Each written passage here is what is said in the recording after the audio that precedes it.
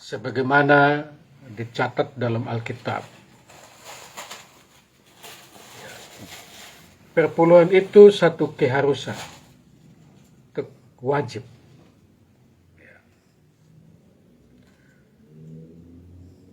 Dan karena itu, ketika kita tidak melakukan perpuluhan atau jumlahnya saja kurang, maka di dalam kitab Meleakhi bilang itu penipuan terhadap Tuhan.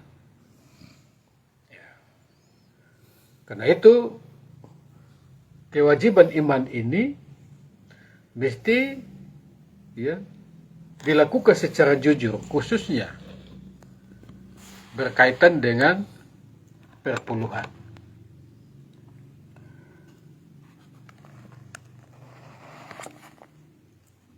Di dalam Meleakhi 3 ayat 8 sampai 10 di situ bilang, siapa yang tidak mempersembahkan persepuluhan, dia menipu Tuhan. Dan mudah-mudahan saudara-saudara tidak ada dalam kategori penipu ini. Kita sebagai orang Kristen, kita jujur di dalam memberi, termasuk persepuluhan kepada Tuhan. Kalau hidup seorang penipu terus-menerus bermasalah dan berkekurangan, apalagi seorang penipu Tuhan. Itu besar kerusakannya. Pertanyaannya adalah, kemana perpuluhan ini dibawa? Minggu lalu masih ada pertanyaan itu, penjelasannya belum tuntas. Di dalam kitab Meleakhi ayat pasal 3, 8 sampai 10 mengatakan, bawalah seluruh persembahan persepuluhan itu ke dalam rumah perbendaharaan. Kalau di dalam bilangan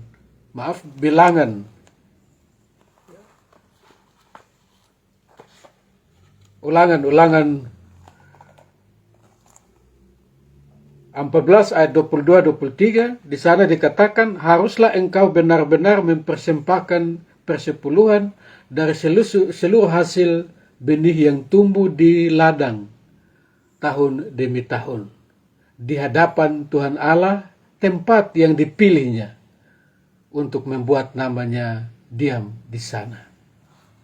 Jadi, perpuluhan itu dibawa di tempat atau ke tempat yang Tuhan tentukan. Dan Tuhan sudah tentukan, yaitu rumah perbendaharaan.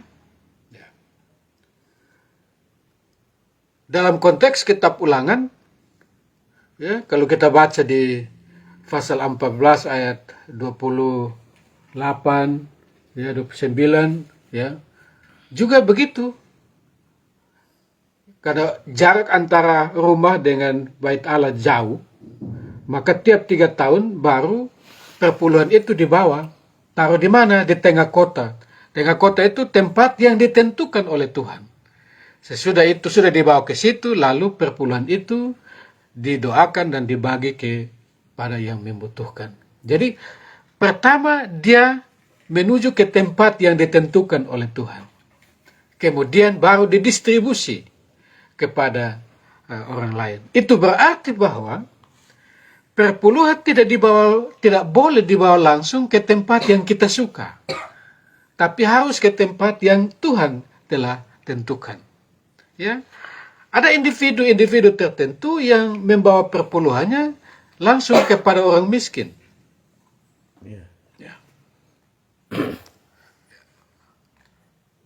Ada juga individu-individu yang membawa perpuluhannya langsung kepada yayasan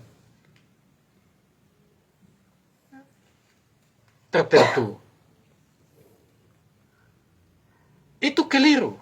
Karena bukan itulah tempat yang ditentukan. Bawa dulu ke rumah perbendaharaan, ke tempat yang ditentukan Tuhan. Sesudah itu baru didistribusikan ke mereka yang membutuhkan.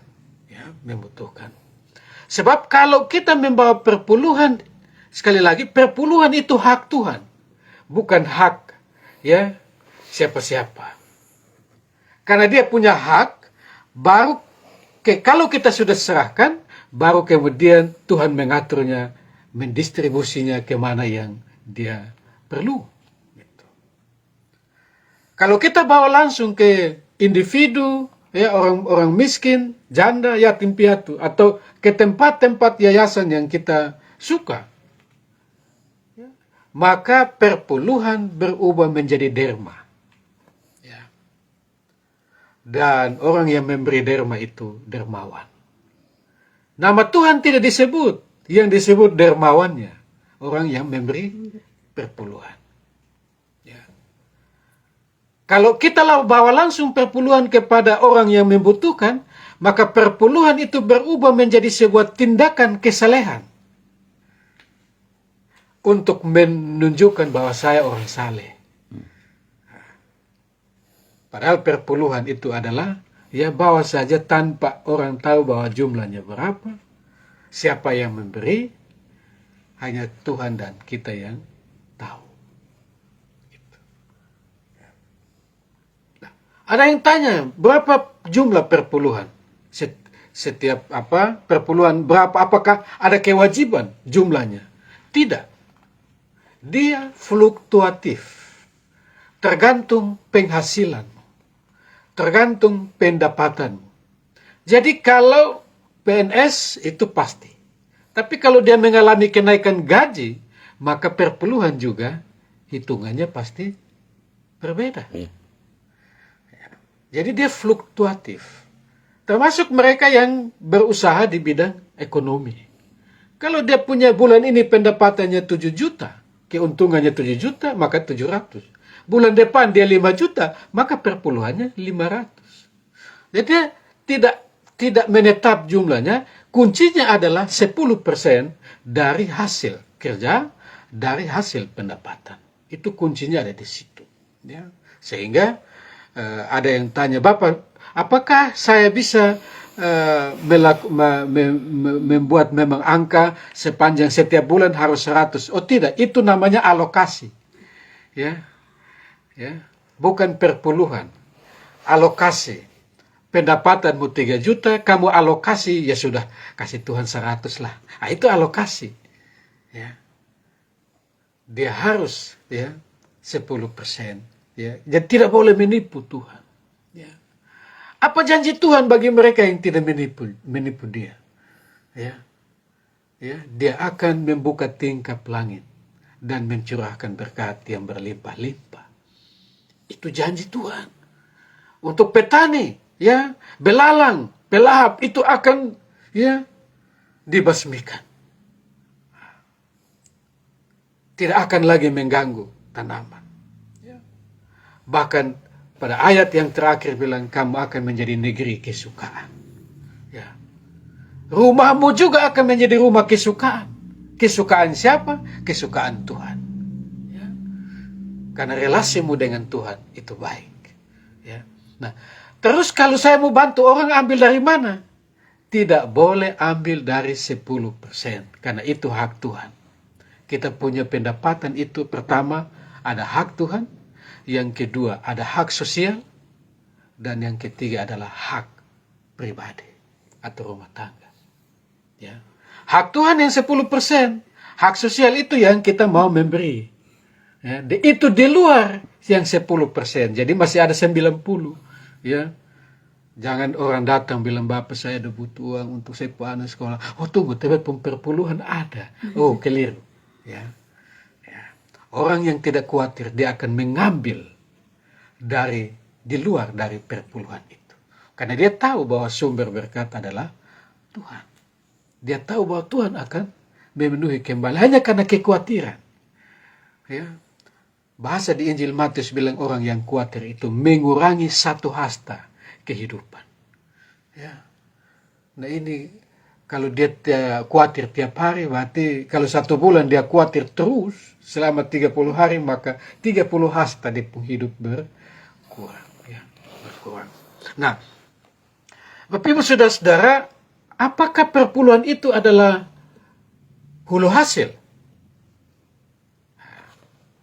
Ini saya harus jelaskan, karena itu kalau omong hulu hasil berkaitan dengan buah sulung. Ya, buah sulung. Dalam Alkitab, buah sulung itu ada 2 jenis. Yang pertama adalah ya hasil pertama dari kerjamu. Ya, hasil mula, ya beresit, ya gitu. Ya. Jadi awal mula. Artinya begini. Kalau saya lulus sebagai PNS, maka hasil pertama-tama dari ya gaji saya persembahkan kepada Tuhan. Ya. Bulan pertama, ya, saya persembahkan kepada Tuhan. Ya. Di kebun, buka kebun baru, hasil pertama dipersembahkan kepada Tuhan. Itu tradisi berlaku sejak sebelum umat Israel masuk ke Kanaan. Allah minta mereka bahwa kalau kamu sudah masuk di negeri itu, kamu kerja sesuatu, ya, kamu harus, ya, kalau menghasilkan sesuatu, kamu harus mempersembahkan, ya, hasil pertama, ya, atau istilahnya buah sulung, ya, dari hasil kebun yang ada, ya. Nah, jenis yang kedua itu adalah setiap tahun. Di sini kekeliruan terjadi. Ada orang yang mengartikan setiap tahun itu berarti karena dia buah sulung, maka bulan pertama Januari itu kasih semua. Bulan selanjutnya kita punya. Ada yang mengartikan begitu. Ya. Tapi ada, kalau kita baca Nehemia 10 ayat 35, ya. Nehemia coba dibaca.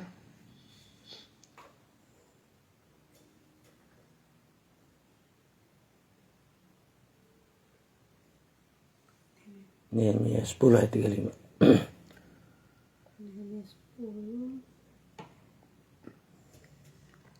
Nehemia 10 ayat 35.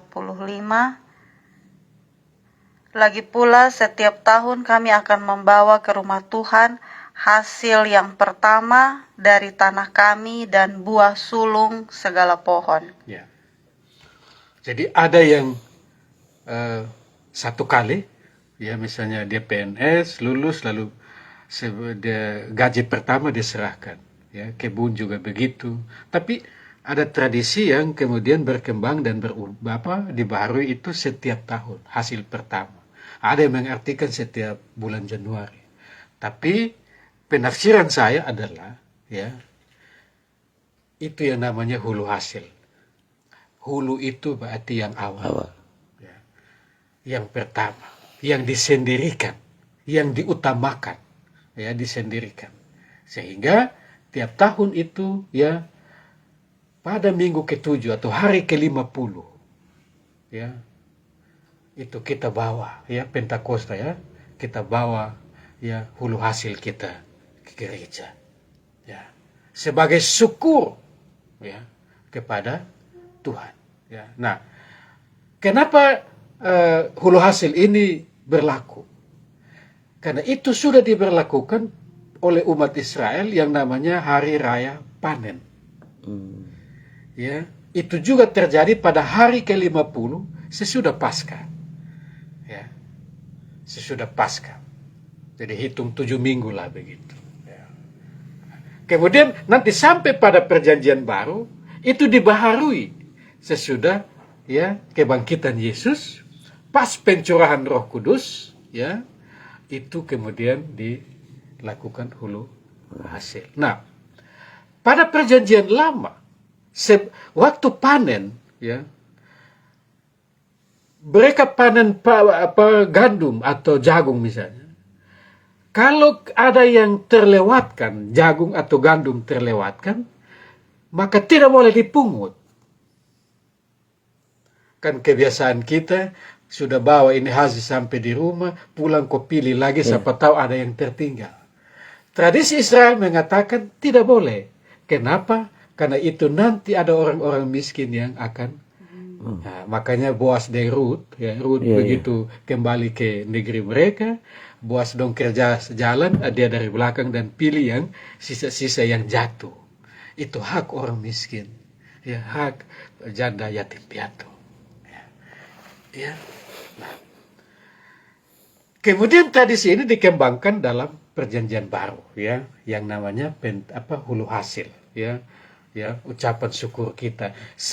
Hasil, jadi tidak semua hasil panen kita bawa ke gereja, tapi kita ambil yang terbaik, ya, kita sudah sendirikan dan kita persembahkan kepada Tuhan sebagai tanda syukur, ya, atas kebaikan Tuhan bagi kita. Kata kuncinya adalah mereka yang setia dalam perpuluhan akan diberkati oleh Tuhan. Ya. Saya kira itu. Tuhan berkati kita semua. Kalau ada pertanyaan, dipersilahkan. Ya. Bapak, ini mau langsung tanya ini untuk yang hulu hasil ini Bapak. Ya. Kalau banyak yang terjadi sekarang kan, ini kan hulu hasil paling banyak kan bawa hasil pertanian Bapak. Di gereja-gereja beta dari kecil sampai sekarang di Pentakosta, perayaan Pentakosta itu kita bawa hasil. Nah, sekarang ini juga lahan pertanian kan mulai menurun Bapak. Mau ke beta ini sonar kebun. Apakah itu juga beta punya kewajiban untuk membawa hulu hasil kepada gereja, ke gereja, sedangkan beta sendiri tidak mengerjakan kebun? Ya. Jadi tentu perkembangan zaman selalu ada, dan kerja kita juga tidak seperti dulu bertani, ya. Yang diminta adalah apa yang kita kerjakan lalu menghasilkan, itulah yang kita sendirikan hulu hasil dan kita bawa kepada Tuhan. Dia dalam bentuk padi, kalau pertanian jagung, pisang, kelapa, tapi juga dalam bentuk uang. Ada juga yang dalam bentuk hasil kerajinan, misalnya baju, ya, Tenunan, kain selimut, kain kan ada. selimut, ya, kemudian sulaman, ya, itu sudah dia sendirikan hulu hasil. Dia merasa bahwa kalau saya bisa dapat berkat, saya diberkati, saya bisa kerja sampai dengan saat ini, itu karena Tuhan, dan karena itu saya sendirikan ini untuk saya persembahkan kepada Tuhan dalam bentuk apa saja, ya. Karena tentu pada masa itu belum, ya, orang Israel baru masuk Kanaan, itu belum terbiasa dengan perdagangan, mereka lebih banyak ke pertanian, ya. Bapak, beta sedikit mereview minggu lalu karena masih ada yang perlu dijelaskan itu sedikit Bapak. Itu yang menyangkut kebiasaan gotong ini kan, kadang-kadang masih simpan perpuluhan di rumah, belum pas hari Minggu kotong bawa ke gereja, yang tadi Bapak sempat sentil. Memang kalau semisalnya memang ada orang yang janda yang betul-betul membutuhkan Bapak, dan memang apa daya, memang di rumah itu tidak ada uang lagi yang bisa kita persembahkan, sementara yang ada hanya kita berikan kepada yang bersangkutan, tetapi yang ada cuman ini uang perpuluhan Bapak. Yang penting kan potong kasih dengan sebuah ini, itu kan, ini yang sering kali kami laksanakan, paling banyak jemaat laksanakan Bapak. Ya. Kenapa kita kalau ada orang minta, kita pun pikiran lari ke perpuluhan? Karena perpuluhan kita tahan nanti minggu depan atau bulan depan baru bawa. Itu kebiasaan satu. Perpuluhan tidak boleh ditahan. Ya. Begitu terima, dia langsung dikeluarkan dan sisip di Alkitab. Ya. Kebanyakan tahan untuk mengantisipasi. Jadi Tuhan dia pakai ini 10% mengantisipasi. Ya. Yang lebih parah, kalau kemudian tiba-tiba orang tua meninggal, dia pinjam tahan ini perpuluhan. Itu lebih keliru lagi. Ya. Jadi pertama jangan tahan perpuluhan, langsung bawa ke gereja. Ya. Kalau pas bukan hari Minggu, datang saja ke gereja, itu ada depung kotak ada, ya, supaya lepas dari dosa. Yang kedua, ya, tidak mungkin tidak ada. Saya tidak yakin itu, ya. Kalau misalnya kita tidak punya, kita membantu memberi jalan keluar. Ada kawan-kawan kita buat telepon, ini ada kawan ini, tolong bantu dulu, ini ada kesulitan. Ya. Bapak, tapi jangan fokus di perpuluhan, karena Seakan-akan perpuluhan Tuhan punya itu dipakai untuk menyelesaikan dia punya masalah. Karena asumsi kami Bapak, Ya. toh nanti bawa pergi gereja juga, nanti di perbendaharaan gereja mulai dibagi-bagi untuk diakonia, untuk berbagi untuk ini kan, apa salahnya juga ketika itu kita langsung membantu saudara kita ya, saat itu sangat-sangat membutuhkan Bapak. Kalau kita percaya Tuhan, kita serahkan pada Tuhan dan Tuhan yang mengelola. Bukan kita yang mengelola. Ini Mi, Nah, ini orang bilang nah, kita. pertanyaan saya adalah, ya, siapa yang kasih kewenangan kepadamu untuk mengelola perpuluhan yang adalah haknya Tuhan?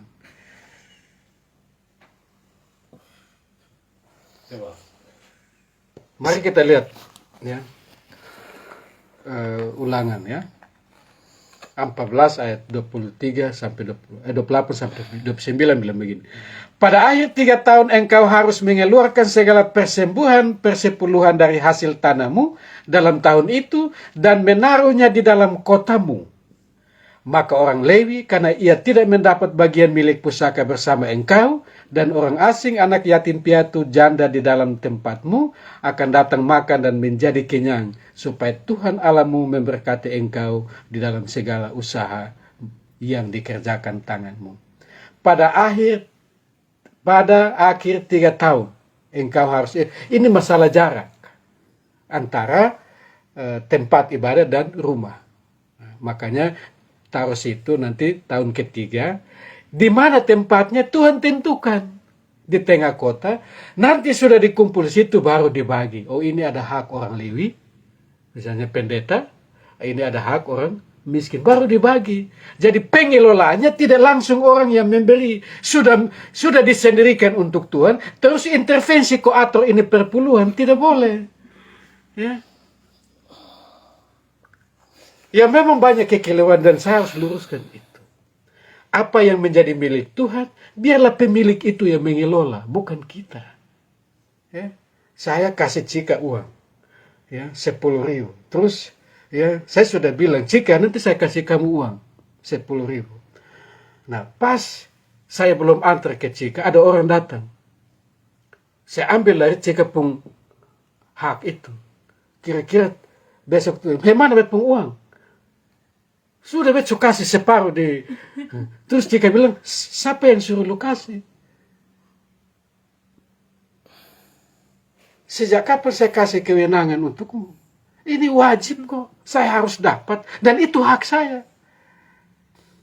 Gajimu kalau diambil sebelum terima lalu diambil untuk kasih ke orang miskin, mau tidak? Pasti protes yang bendahara gaji. Siapa yang suruh lu kasih pun gaji di sana? Itu hak saya. Sama ini. Jadi kita masih punya 90%. Ya, 90%. Ya. Ada lagi Bapak, ini beta pernah dengar di YouTube. Ini juga sedikit membingungkan karena ya di YouTube banyak sekali pengajaran-pengajaran yang kemudian banyak di YouTubers ini muat banyak. Dia bilang begini. Perpuluhan ini di perjanjian baru ketika Tuhan Yesus datang tidak ada di perjanjian baru dituliskan secara spesifik tentang kewajiban kita membayar perpuluhan Bapak. Pertanyaan saya adalah, kalau memang tidak spesifik, kenapa Tuhan mempersembahkan anaknya?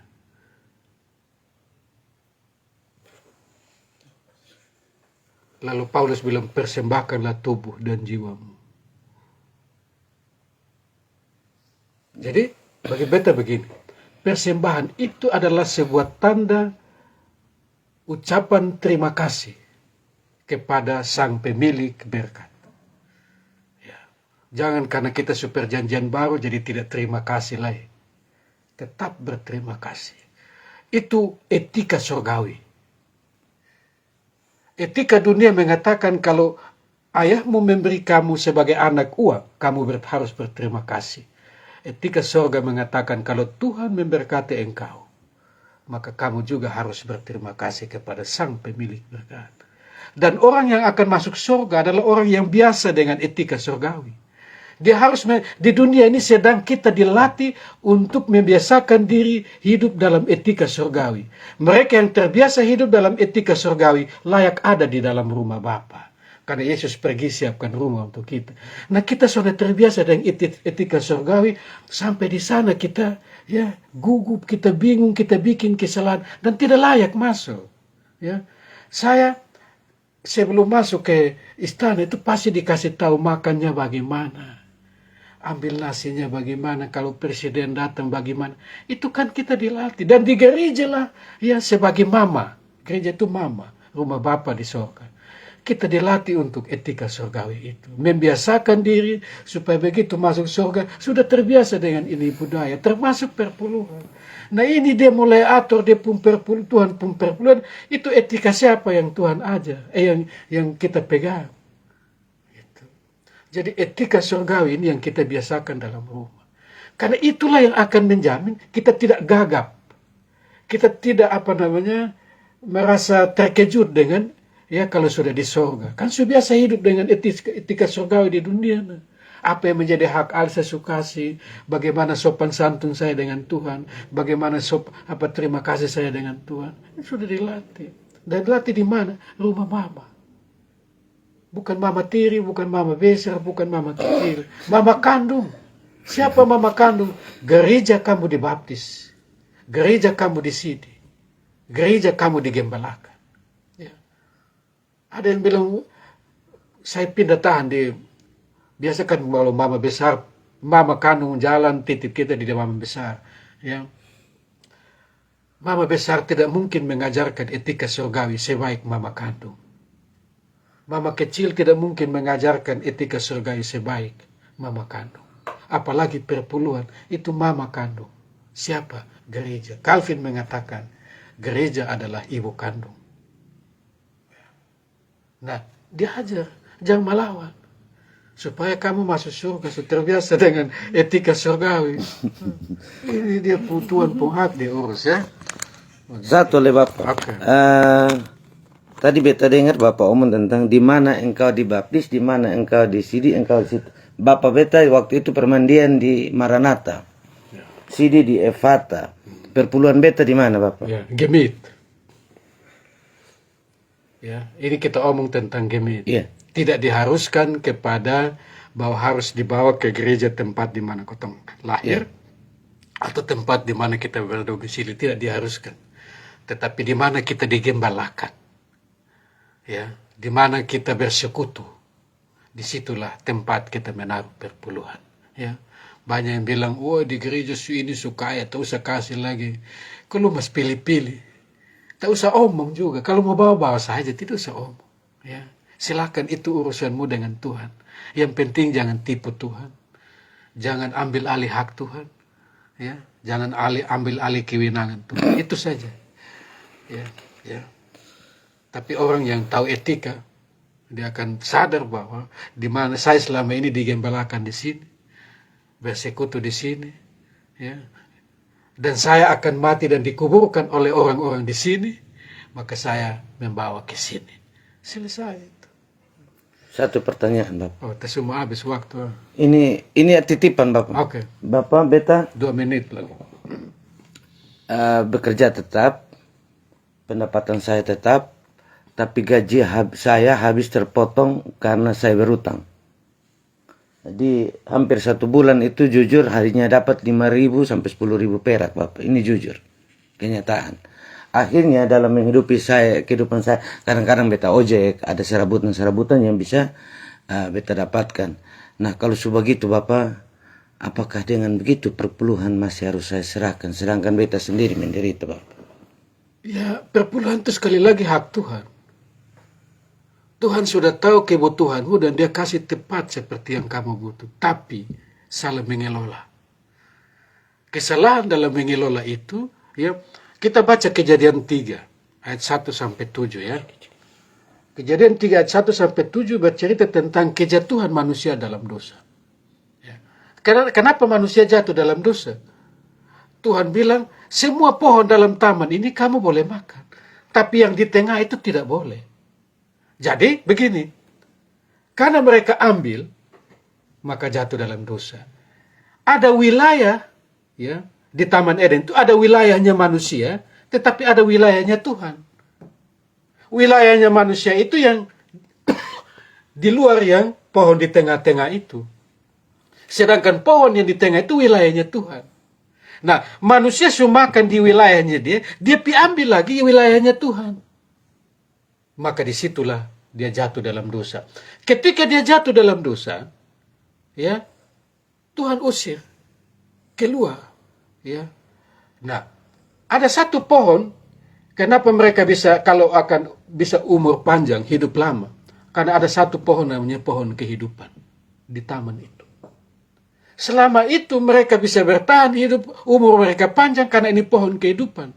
Begitu makan pohon yang tadi baik dan jahat itu, buah pohon itu, mereka diusir keluar dari taman itu, terputus dari pohon kehidupan ini.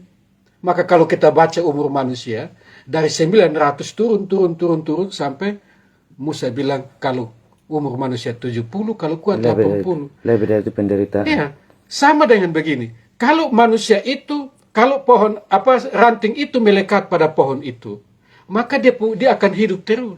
Tapi begitu dia jauh, itu akan kering. Pelan-pelan kering dan pada akhirnya mati. Sama dengan ini. Sama dengan ini. Nah, kenapa ya kita selalu menipu Tuhan? Karena kita mengambil alih hak Tuhan. Wilayah yang adalah wilayah kita habiskan, lalu kita ambil lagi wilayahnya Tuhan.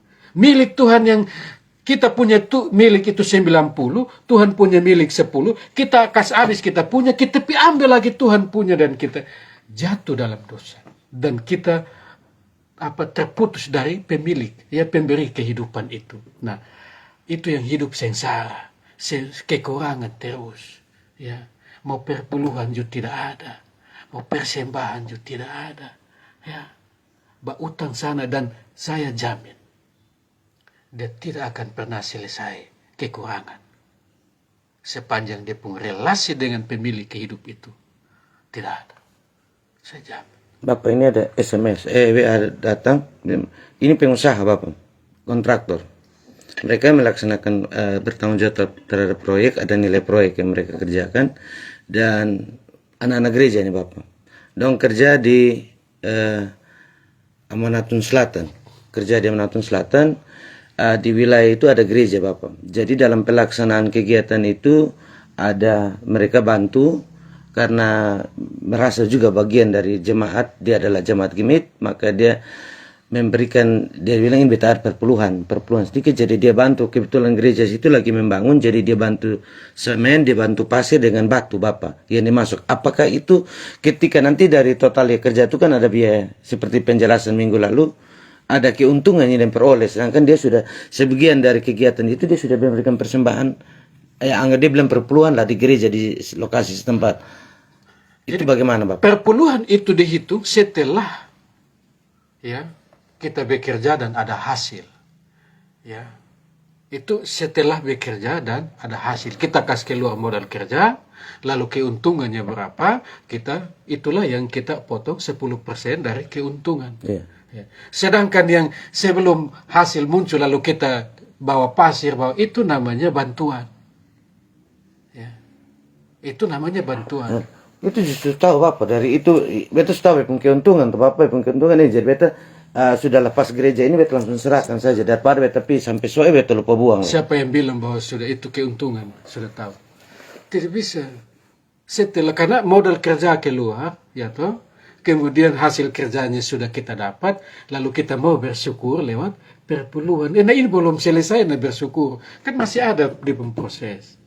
Tapi kalau kita mau ya, sebelum hasil muncul lalu kita antar pasar, itu bantuan. Tidak apa-apa, tidak salah itu. Ya, namanya membantu untuk pembangunan gereja. Tapi ingat, itu bukan perpuluhan, karena belum ada hasil kerjanya. Gitu. Ya, jangan mendahului.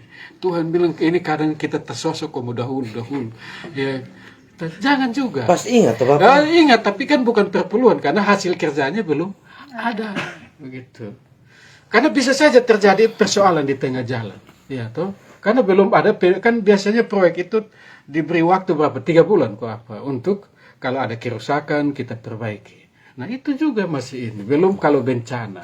Ya, jadi semua tunggu dulu, selesai semua, terima, pulang di rumah, ya hasilnya terima, pulang di rumah berdoa dengan istri, ma kita pun keuntungan sekian, perpuluhan sekian, ini mama atau selesai. Kalau pekerjaan main judi Bapak, ini Ah, hari main itu. judi, beta dapat. Artinya beta aduh bepung hidup ini beta bermain isi kupon judi.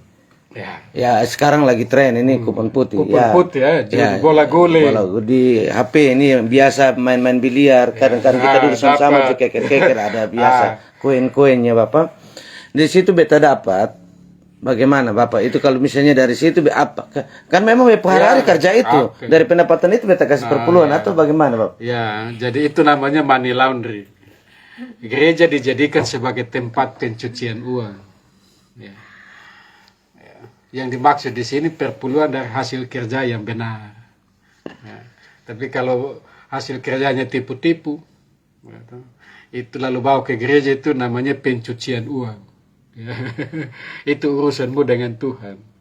Ya. Makanya di Meleki bilang jangan tipu saya.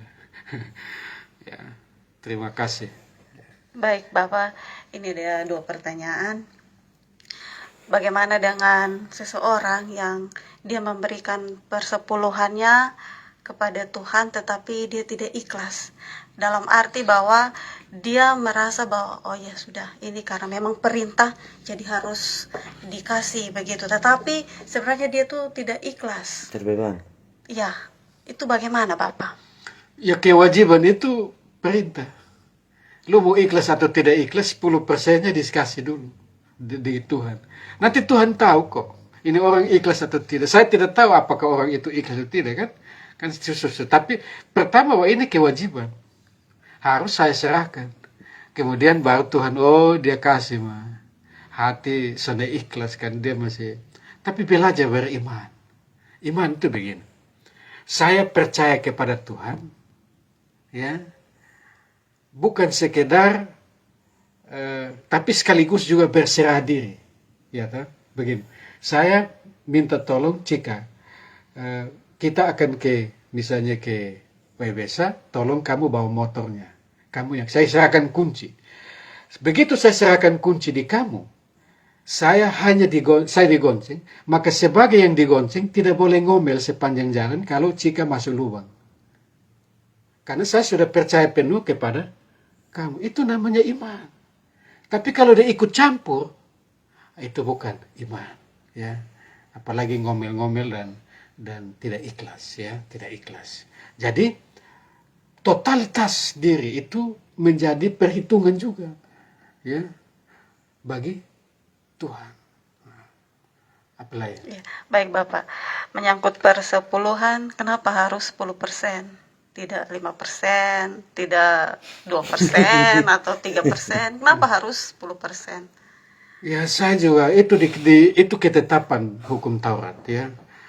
Saya juga tidak tahu kenapa harus 10%, tapi Tuhan bilang begini. Saya nanti itu hanya ujian untuk kita setia atau tidak dengan Tuhan. Karena itu hanya 10%. Ya, 10% pun kita belum tentu melakukan dengan ya penuh, malah potong-potong alokasi tadi, ya. Belum tentu juga orang akan menyerahkan persis seperti, karena dia masih pikir yang di bank dia sudah hitung, yang dia terima bersih itu yang dia hitung, padahal itu harus masuk dalam perhitungan perpuluhan, ya begitu. Oke.